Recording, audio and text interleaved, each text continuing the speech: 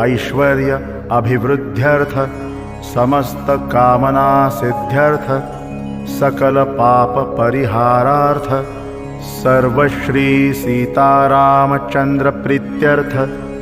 हनुमान वडवानल स्तोत्र मंत्र जप अहं करिष्ये।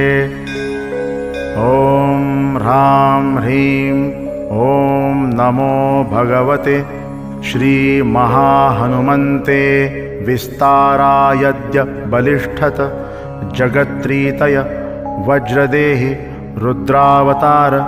लंकापुरीदहन उमा अमलपुत्र उद्दिग्बन्धन दशशिरकृतान्तक सीताश्वासन वायुपुत्र अंजनीगर्भसम्भूतं श्रीरामलक्ष्मण आनन्दकर कपिसैन्यप्राकार